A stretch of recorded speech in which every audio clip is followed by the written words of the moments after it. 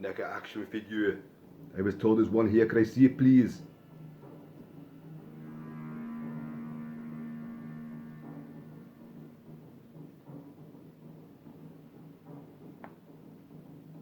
Oh, thank you. Neca Ultimate T-800 Police Station Assault Figure. Model 101. Living human tissue of a robotic endoskeleton bred for the cyborgs. Very rare. I'll take it. 40 pounds. 40 pounds! Fuck you, asshole. I won't be back. Hey folks, Kilt-Man here, Kilt-Man at your services. Now, what have we got for you today? We've got the wonderful Neca Ultimate Police Station Assault T-800. Whoa, this is absolutely great, folks. Now, this little portion of the video, I'm just going to show you the box and tell you what's in it, and then we're gonna move inwards to the bowels of Kilt Mansion so we can play some Terminator music as well in the background. The only reason. But this came out in 2015, and to be honest with you, I hadn't really seen much of this. There's loads of Neca figures from Terminator, the endoskeletons, the Genesis ones, the Dark Fate figures, Sarah Connor figures, there's fucking everything. All the different looks that Arnie has in the first movie, and of course T2. So, but I hadn't seen this one, or if I had, I must have mentally blocked it out because I was so blown away by how cool it looked. Because that is the definitive image, I think, of the Arnie look from the first Terminator. Leather jacket on, the combat boots with the big steel chain on them as well, and you know the weaponry, the gigs on, looking absolutely awesome. I mean, the other sort of combat punk jacket that he gets for the Tech Noir Assault, that always looks a bit clunky, and the shirt as well. I'm kind of like, and the side part with the hair. Is it funny how, you know, a cyborg with a side part ends up getting shot to bits, crashes a car, and next thing you know, he's got a flat top? How did that happen? Did he go and get a haircut as well? Did he? Yeah. I want a buzz cut.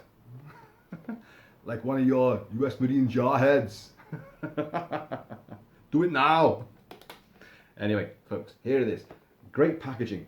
An ultimate figure. So we've got the window box and all that. The gatefold. So there's the image on the front, and I do love it. I love that image, and I love the colour scheme as well. Anyway, I'm one of these. I take them out the box. I don't keep the boxes. Well, I do keep the boxes actually, but I don't keep the figures in the box to put them on the shelf and display them that way. I take the figures out, as you know, and they're on display. They've got some of their own freedom. But this is a nice box though. So let's open it up. And you have the typical imagery as well, where they've managed to pose the figure in positions that you, as the punter who's shelled out his hard-earned cash for it, doesn't seem able to actually get them in the same position without breaking a leg off it or breaking an arm off it. Yes, Freddy Krueger from Freddy's Revenge, I'm looking at you, kid, when I snap the arm off you, live on camera. So, mock-ups of the police station, obviously, bullet holes everywhere, looking great, looking great. There's the figure itself, 7-inch figure, 25 points of articulation.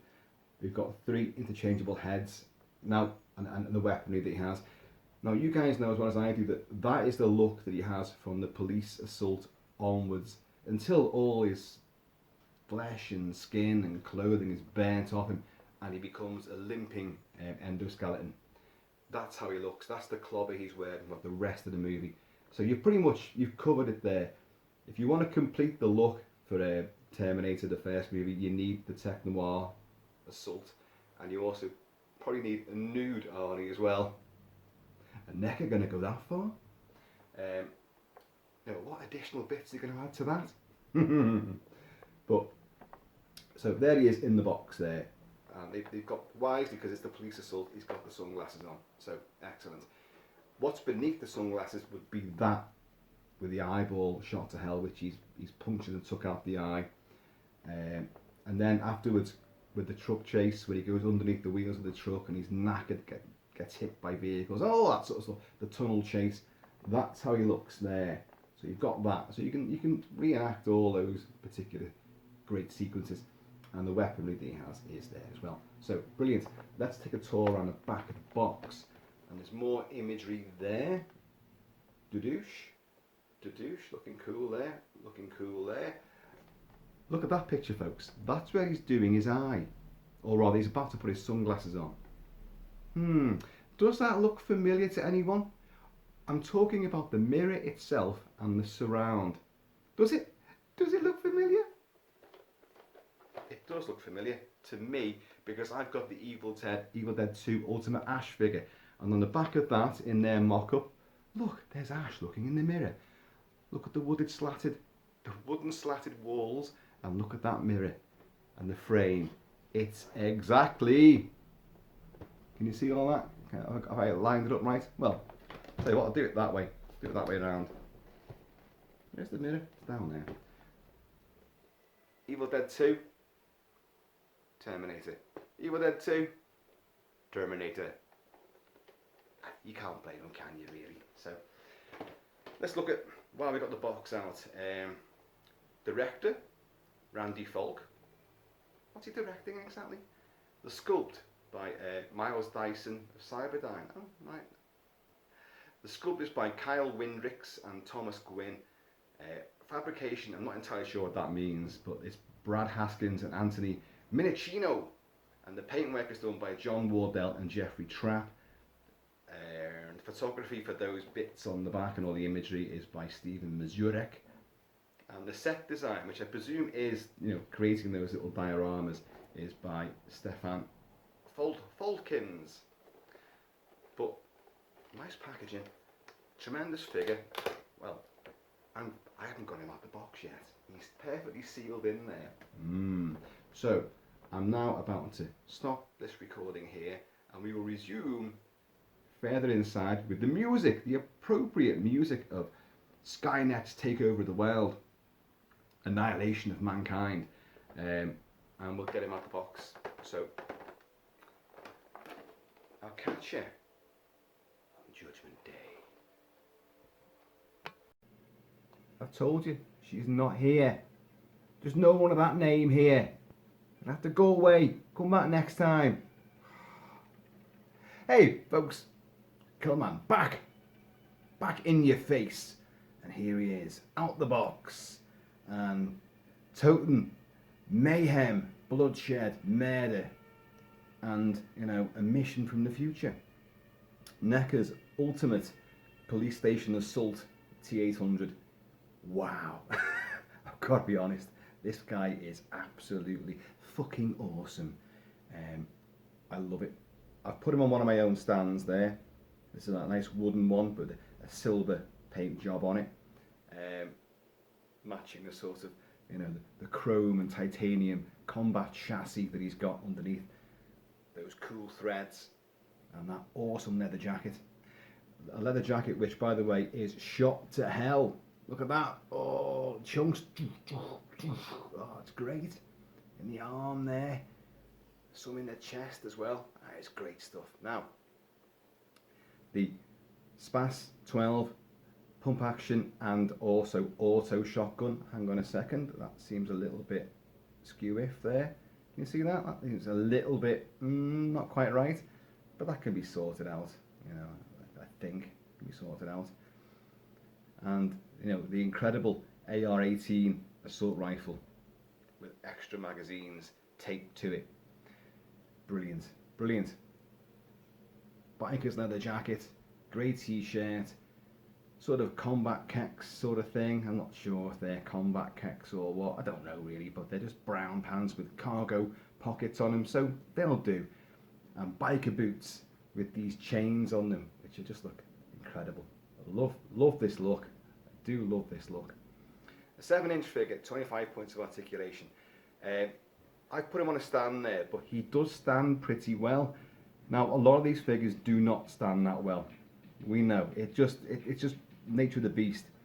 And you try and get them in certain poses and they're just overbalanced. So you do need to have a stand.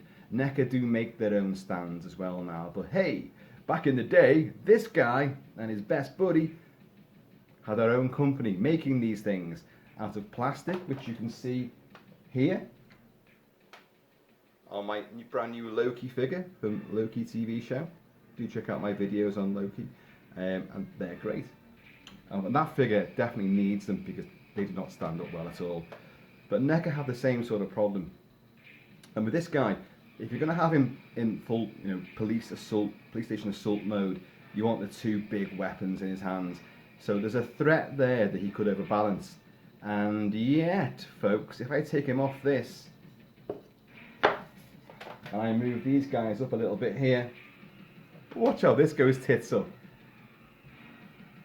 Now, he's not leaning against our friend Lon Chaney Sr. there. Oh God, don't fall off. He does stand up. Just because there's quite a good sort of sensitive gravity and weight to the figure. So they've proportioned it perfectly, I think. He does stand up. I was quite surprised at that, especially when you get him into a pose where the weapons are out in front and you think he's going to go boosh. No, you don't do it. Now, as I say, 25 points of articulation. So the wrists move, the ankles move, the knees move, the hips move, arms move up and down and out and out. Head swivels, chest. You've got some pelvic action going on as well. So he can recoil from bullets. Ooh. Although, why the hell any sort of, ballistic weapon from the 80s would have an impact on a, from several hundred years in the future, a bloody, it's not 700 years, is it? It's only, how long in the future is it? Oh, so what? Don't get bogged down with that shite. But it's a super, hyper alloy combat chassis. Why the hell is that going to, recoil from a bullet hitting it? It's just not going to do it, but it looks good on film. I like the way that the jacket as well, you've got the right studs on it, you've got the right belt on it, and the lapels are not studded down. He does wear them up during that sequence, and throughout most of the final act of the movie, when he's not like just a hulking endoskeleton in full stop motion. Which I think looks great, by the way. Stan Winston and his crew, they were rushed into that, and they did not have time to finish it and needed more money. So that sort of jerky motion, well, it's stop motion for one thing, but I think it looks great. And that scene, it's a composite shot and all that, where they're getting into the factory, the foundry, and trying to shut the door, and he's limping up behind them, dragging, his legs being crushed under the truck in the big crash, and he's coming up behind him, and God, even now watching that, even with today's effects, it still looks phenomenal. Really, really effective, really, really frightening. And that's where, the Terminator is a futuristic action thriller, but it's a horror film as well. He's a monster, with no pain, no remorse, no regret, and he absolutely will not stop, ever, until you are dead.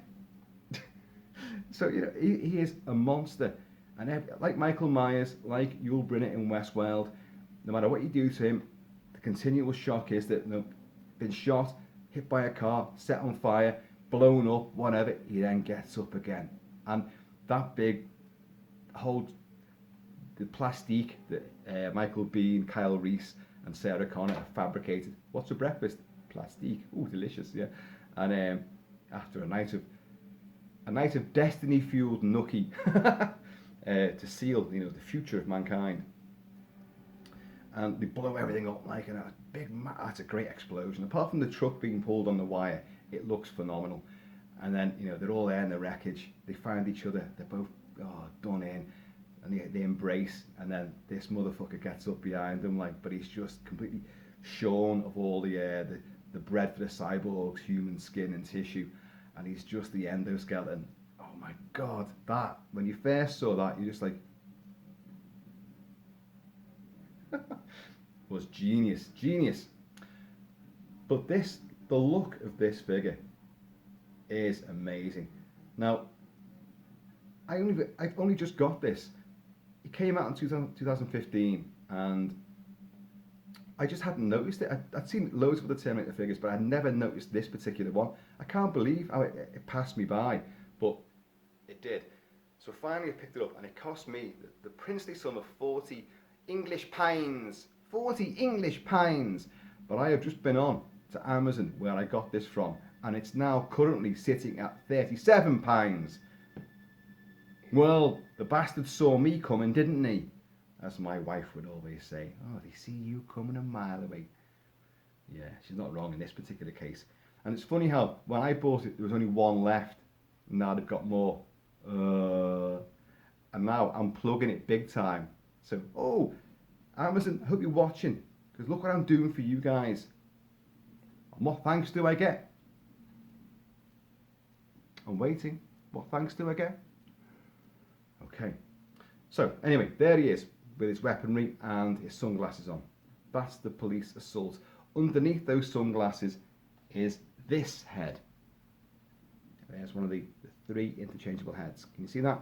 That's where he's plucked his own eyeball out. Shotgun blasts through the windscreen of the car and enjoying one earlier pursuit. And now you do see him sort of do this with his hair.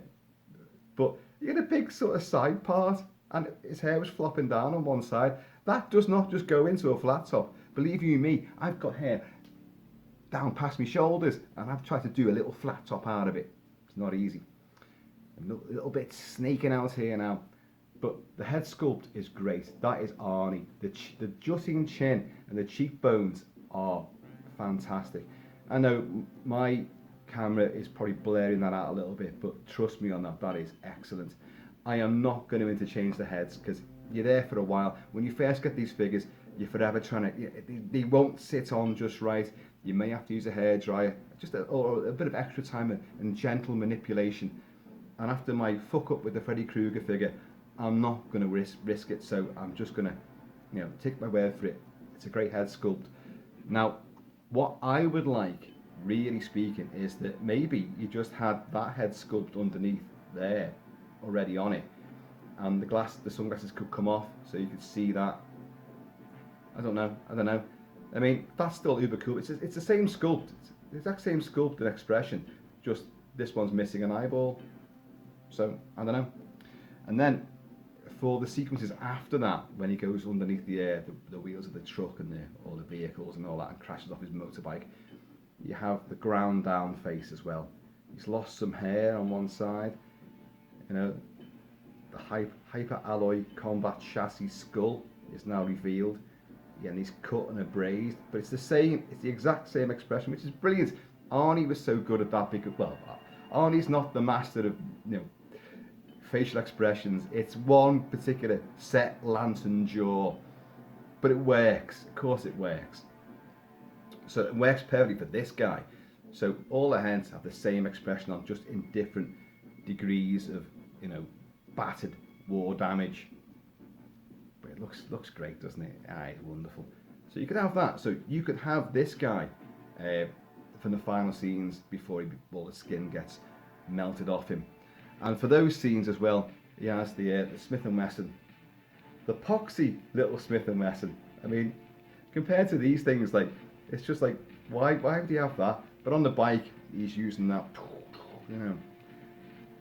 But it's a nice little version. But are any of you with this figure going to put that in his hand? I don't think so. I don't know. I'm not. But what you've also got as well is the mangled up hands.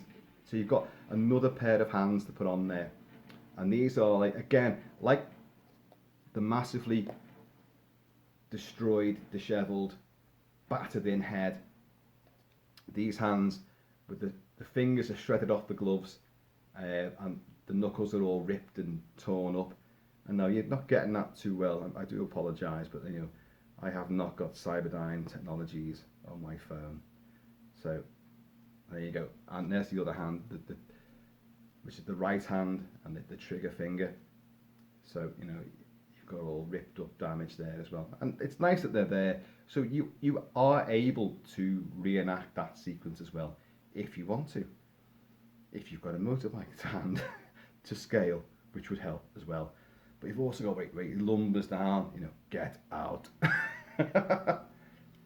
I always wish that you saw more of. There's a couple of clumsy bits, as I've already alluded to, that James Cameron, Gale Anne Hurd, Hemdale, and many other producers who were involved in this didn't like what they saw. They didn't understand the movie, and when they saw rough cuts of it, they were like, "Don't understand it. What planet's this Terminator from?" And they're like, "What planet is he from? You're not watching this film at all, are you?" And it was just going to be, look, please, we're going to slash the budget, and please bring down your shooting weeks. So they lost a fair bit, but the effects for their time are still groundbreaking. The ideas, although the great sci-fi writer Harlan Ellison would argue, and argued successfully, they settled out of court, and now every copy of The Terminator has a little credit for Harlan Ellison and his 2 episodes of The Outer Limits, Soldier and Demon with a Glass Hand, because The Terminator, despite what James Cameron says, oh, it was a fever dream. Well, it may well have been a fever dream that you had of the image he had in mind, which inspired him to make this movie, apparently, is of the Terminator shorn of human skin, rising up from the fiery wreckage of all the trucks and the streets and all that. That was the image I had in mind. And together with Gale Anne Hurd, and I think somebody else, even years before that, let's try and get a story around this. It's back in 1975 when he apparently said all this. You know, let's get this story together. Then it got shelved, obviously, until like 83, 84. But because Arnie couldn't do it in 83 because he was doing Conan the Destroyer for Dino De Laurenti, so he was already under contract for that, so he couldn't get out of it. But Harlan Ellison said, you know, hang on, that you just took the idea of a soldier coming back from the future coming back to the past to change the future, and the Demon with a Glass Hand, which is about like a sort of cyborg type creature that doesn't feel pain or remorse or whatever, and like you've just combined my 2 stories. How dare you? And it's telling that James Cameron and the producers all went, yeah, all right then, yeah, we'll settle out of court. Got to keep this on the wraps. Got to keep him sweet, because yeah, it's too similar. It is too similar. But oh yeah, there's a couple of shots in it where I really wished, even the editing is wrong, where he goes into the gun shop and he's like, you know, so what it'd be, all, I may close early today. You know, you can't do that. And he's loading up the SPAS shotgun, and he's like, you know, you can't do that. Wrong. When you look at that scene, that's so badly edited. Dick Miller, just you can't do that. And you just see the shotgun come round, and boom, and then the camera just stays on the smoking barrel for a bit. That sounds great from what I just said there, but it looks clumsy when you see it, because what you should have seen is Dick Miller getting blown back. Just a body flying out of shot. That's what would have worked and sold that scene. They hold the smoking barrel of the shotgun for too long, and it loses its impact. And there's other bits like that, like the truck driver. What did he hit? And obviously he's just gone under the wheels of the truck, the rig. So the guy gets out, and from a distant shot, you just see Arnie get up, and he's got his hands on the truck driver. And from a distant shot, you just see him go like that. You're like, well, what's he done? And it cuts away, and then you see again, and the body just drops. I know some of you are going to go like, well, no, it works for me. End of the day, of course it works. The film's a masterpiece. It's magnificent. And I still prefer it over any other Terminator movie. Even T2 Judgment Day, which is magnificent in so many ways. And a massive improvement on the first one in technology and stunt work and just overall, you know, choreography and scene construction and editing and sound design. But there's more menace and there's more genuine shocks and a sense of thrills and momentum with Terminator, and there always will be. But it's just little bits like that I think, oh, if only they had a bit more time. Because even I think it was Hemdale, one of the many producers there, even like got into the editing suite and tried to edit the movie themselves. But Gale Anne Hurd and their editor were like, no, hang on, no, we're fighting over this. This is what happens with, like, you know, very inventive, creative, independent, low-budget movies with visionary filmmakers. John Carpenter suffered this a lot. So many people, David Cronenberg suffers it as well, or suffered it. Visionary directors who've got like a definite style and power and imagination and flair for filmmaking. Producers and studio suits and executives don't get it. The money people don't get it, but the sad fact is you need money to get a film made of that kind of scope and visual style. You need money, so you've got to keep them happy. If they don't like what they see, yeah, they just try and take over. But anyway, back to the figure. Isn't he fantastic? You've got Lance Henriksen, what's his name from Star Trek 2? Forgot his name now.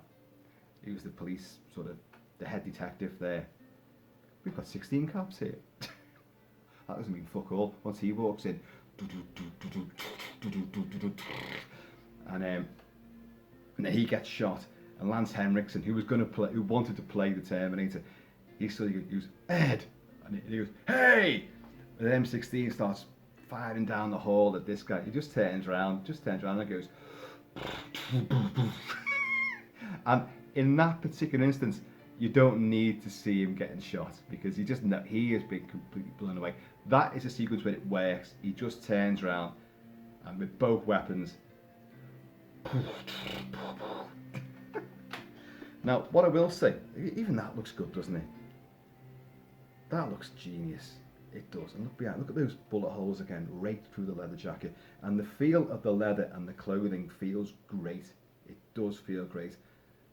I'm saying clothing. There's only one bit of clothing which you can actually feel, and that is the leather jacket, which does feel like some kind of, I don't know, is it leather?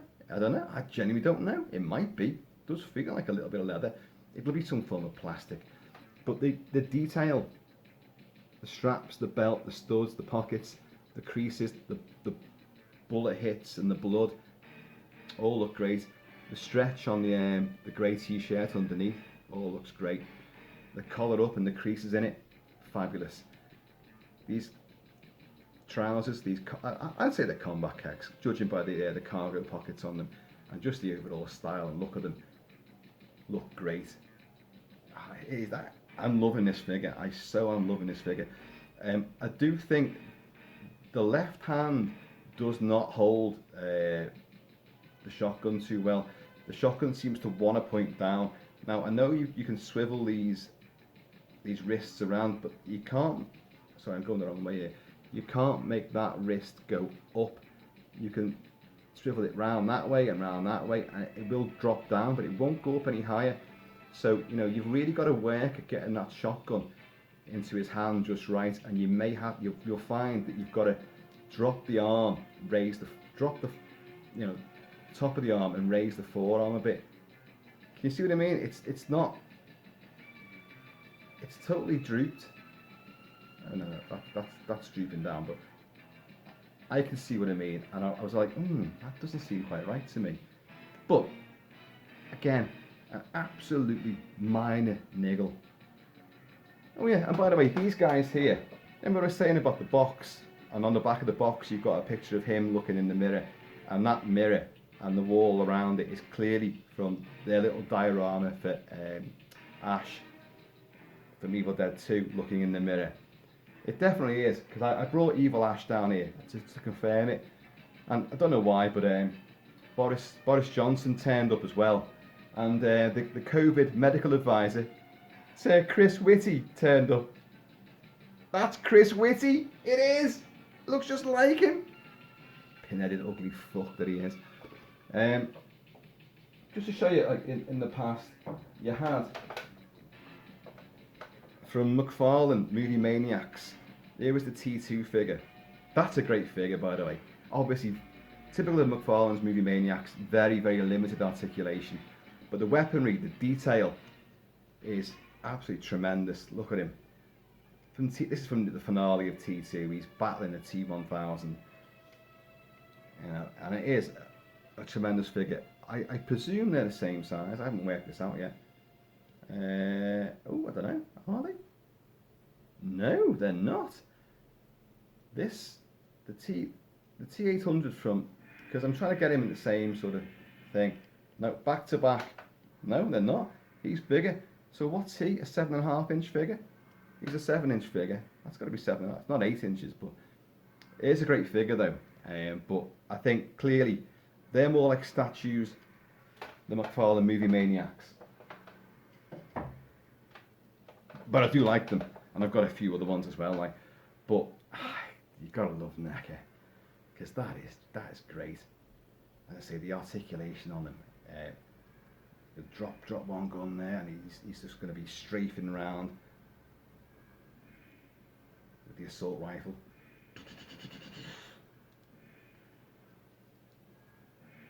I'll be back.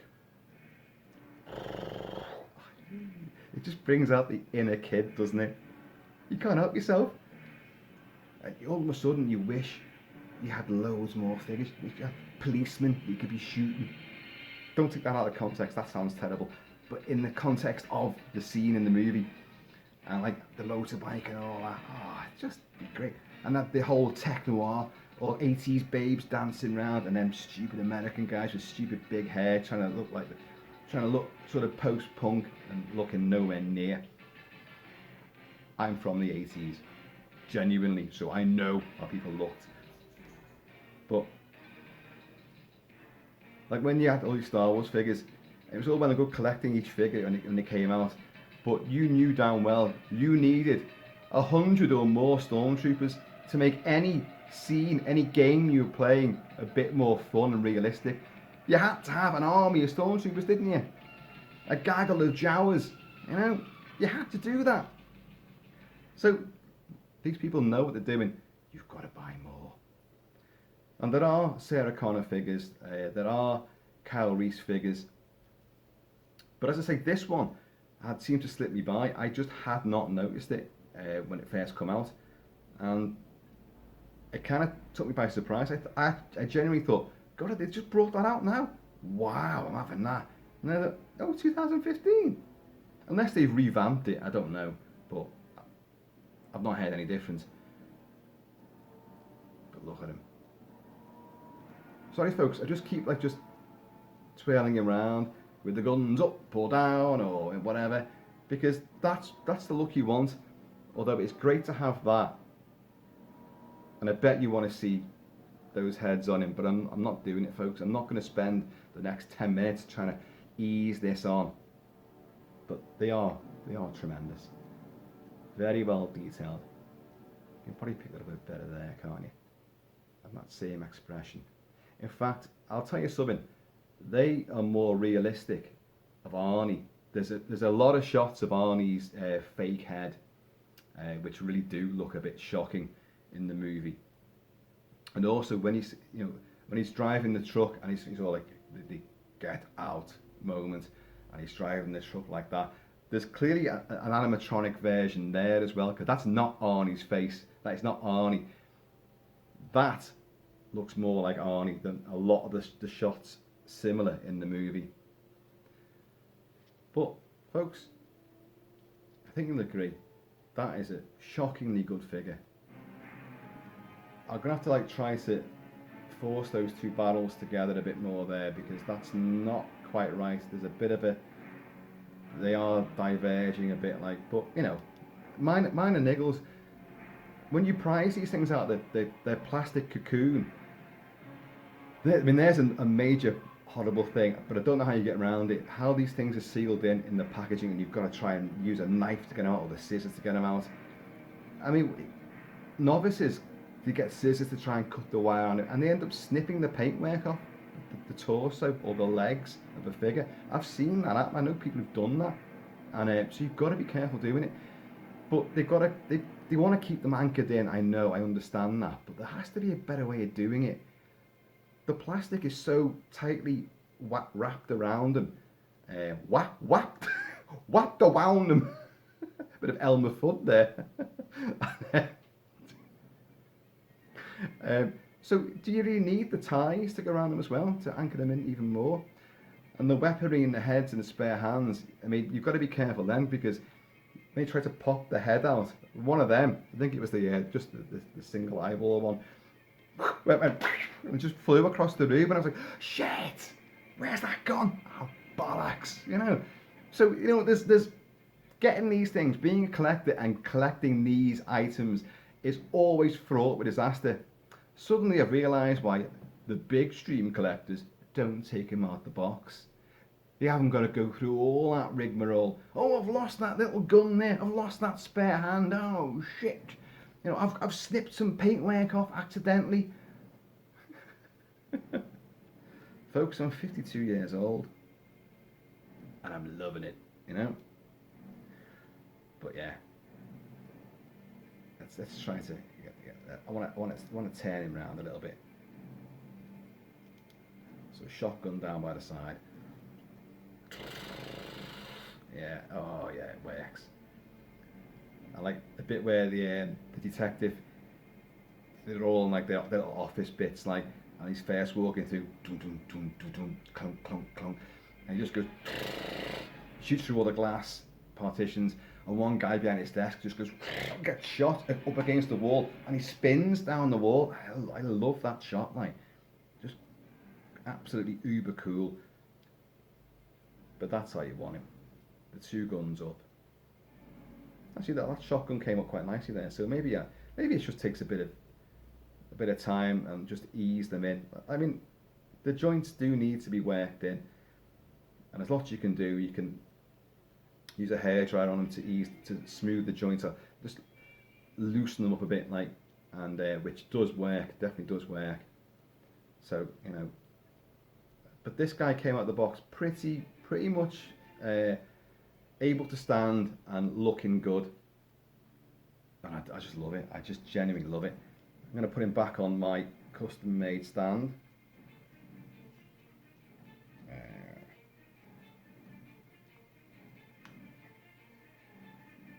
Why can't I do it now? Where's the hole in his boot? Thank you. God. So there you go.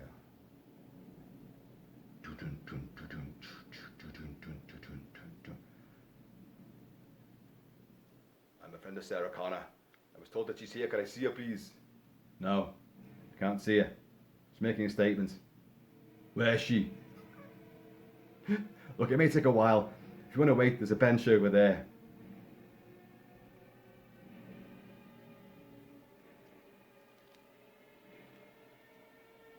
I'll be back. I'll be in a blister pack. From Neca. Folks, I've been and always shall be Kilt-Man at your services. Please keep it kilted, keep it Celtic. Watch out for big, huge bastards who come back from the future with their own horrible agenda. No remorse, no regret, no pain, and they absolutely will not stop until you've bought all their merchandise and bankrupted yourself. Folks, I'm going to see you all. Namaste.